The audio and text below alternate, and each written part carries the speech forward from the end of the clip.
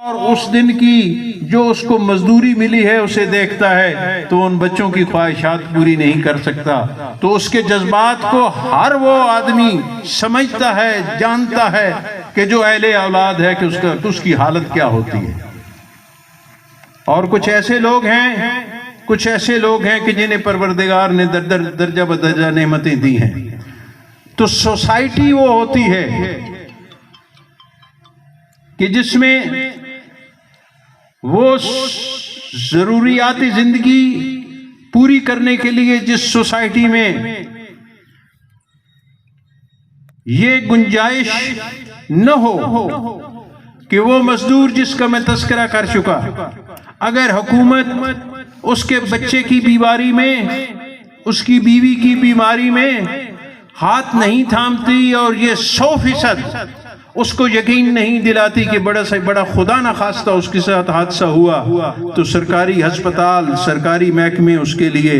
ہاتھ کھول کے بیٹھے ہیں اور وہ مجھے خوش آمدید کہیں گے۔ اور زمیندار تذکرہ کیا میرے عزیز نے، یقیناً انہوں نے، مرحوم ملک سلیم اقبال صاحب نے بے پناہ اس پہ محنت کی۔ اور اگر آپ کو یاد ہو کہ جب میں ناظم تھا تو اس کی ڈیم کی فائل تلاش کرتے کرتے مجھے کئی دن لگے، اور جو فائل میرے ہاتھ آئی اس پہ جو گرد پڑی تھی وہ اس فائل سے زیادہ وزنی تھی، دبی ہوئی فائل تھی۔ اور اس وقت کے گورنر خالد مقبول یہاں آئے، میں نے سارے سسٹم کو دیکھا، اور اس کے لیے اس وقت کی انتظامیہ نے، اس وقت کے اریگیشن ڈپارٹمنٹ نے ایک اور ڈیم، سپورٹنگ ڈیم پرپوز کیا تھا، جو غالباً آپ کے انہی بہتے ہوئے پانی کے نالوں کے پاس سے پہ ایک بننا تھا۔ اسے انہوں نے کمبھیر ڈیم کا سپورٹنگ ڈیم کہا تھا۔ اور اس ڈیم نے، کیونکہ اس ڈیم سے لاوا کو پانی میسر نہیں تھا، اس ڈیم کا پانی دندہ سے جا کے غالباً جہاں باقر شاہ صاحب کا گھر ہے یا ان ایریاز میں جا کے شروع ہوتا تھا، اور اس پہ کہ اس کے پاس پانی جو تھا غالباً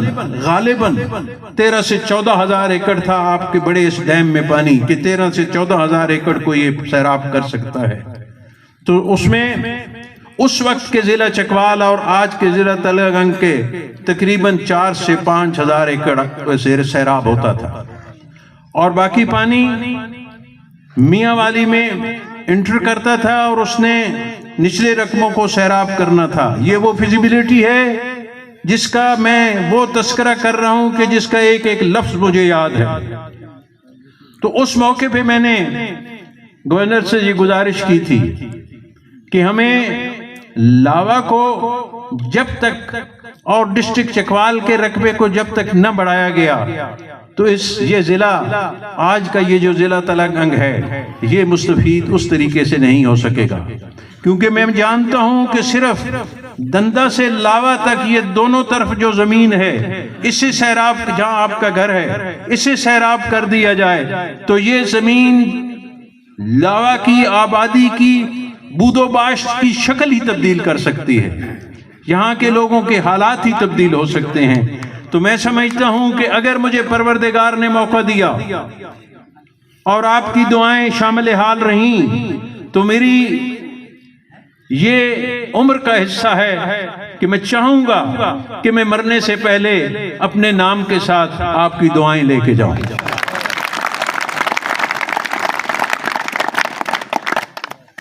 اس کے علاوہ بے پناہ چیزیں کرنے والی ہیں۔ میں نے ہسپتال کا تذکرہ کیا، میں نے مزدور کا تذکرہ کیا، تو پوچھنے والا شاید یہ پوچھے کہ یہ کیسے ممکن ہے، تو میں پورے اعتماد سے کہہ سکتا ہوں کہ حکومت پنجاب اتنی کمزور یا اتنی بے سر و سامان نہیں ہے، حکومت پاکستان اتنی بے سر و سامان نہیں ہے۔ افسوس یہ ہے کہ چوری کا رواج ہو گیا ہے، اور ان وسائل کو کہ جو آپ کے وسائل ہیں آپ سے چھین لیے جاتے ہیں، آپ کے بچوں سے کے منہ سے وہ نوالا چھین لیا جاتا ہے۔ میں سمجھتا ہوں کہ پاکستان کسی صورت میں بھی بدحال نہیں ہے، یہ ہمیں آپ کو یہ فیصلہ کرنا ہوگا کہ ہم کس طریقے سے اس کے وسائل کو صحیح استعمال کرتے ہوئے آگے چل سکتے ہیں۔ تعلیم کے مسئلے میں بے پناہ ایسی چیزیں موجود ہیں کہ دنیا مدد کو آ جاتی ہے۔ ہیلتھ کے سیکٹر میں ایسے چیزیں موجود ہیں کہ دنیا کے وہ ادارے کہ جو فلاحی کاموں کا کام کے لیے کام کرتے ہیں وہ مدد کو آ جاتے ہیں۔ شرط یہ ہے کہ آپ میں یہ جرت ہو اور آپ کی بات میں وزن ہو کہ جو بات آپ کریں وہ سمجھ سکیں اور آپ کے سامنے آ کے کھڑے ہو جائیں۔ تو دیکھیے یہی سیاست ہے۔ باقی صورتحال یہ ہے کہ دنیا میں اگر ہم سب لوگ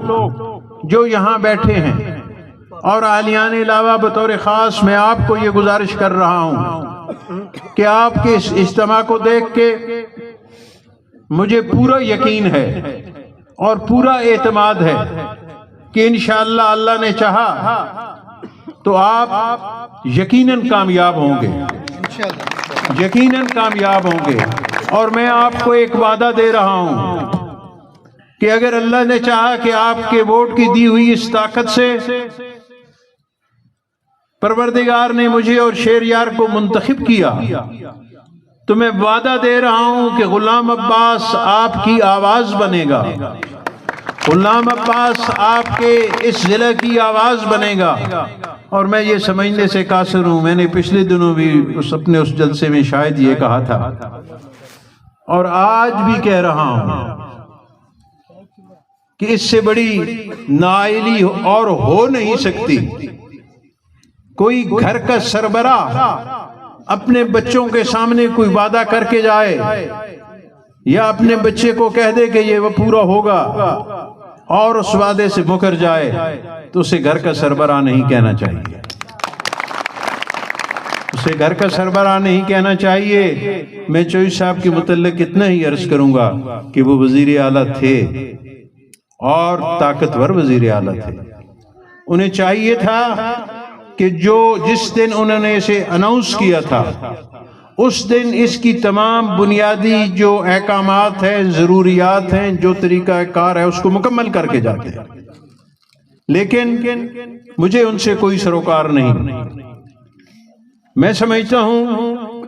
کہ یہ میرے لیے ایک چیلنج ہے، اس لیے کہ میں اس بات کو جانتا ہوں، میں لوگوں میں رہتا ہوں اور لوگوں کی چہروں کو دیکھ سکتا ہوں۔ میں سمجھتا ہوں کہ یہ جو بچہ میرے بائیں طرف بیٹھا ہے اس سے سوال کیا جائے کہ ضلع بننا چاہیے یا نہیں، یہ بھی کہے گا کہ بننا چاہیے۔ تو اس کے بعد کوئی جواز نہیں بنتا میرے پاس، شہریار کے پاس اور مسلم لیگ کے پاس کہ وہ اس خواہش کو پورا نہ کرے۔ خدا آپ سب کا حامی و ناصر ہو۔ میں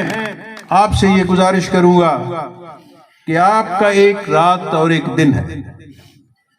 آپ ہمیں یہ ایک رات اور دن دے دیجیے۔ جو لوگ میرے سامنے بیٹھے ہیں میں یقین سے کہہ سکتا ہوں، مختلف طبقات کے لوگ بیٹھے ہیں یہاں سے لے کے آخر تک، میں یقین سے کہہ سکتا ہوں کہ اللہ نے چاہا تو آپ اس انداز میں یہاں سے کامیاب ہوں گے کہ شاید لاوا میں اس سے پہلے اس کی مثال نہ ملتی ہو۔ اسی کے ساتھ میں اپنی گفتگو ختم کروں گا اور اپنے رب کے بھروسے پہ اپنے الیکشن کو آپ کے حوالے کرنے کے بعد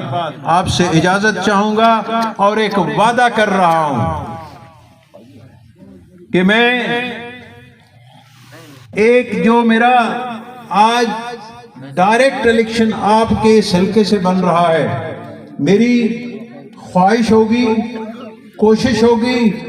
وعدہ ہوگا کہ میرے عمر کے آخری حصے تک یہ قائم رہے اور میرے یہ رشتے بڑے کم نہ ہوں، اور پروردگار مجھے صحت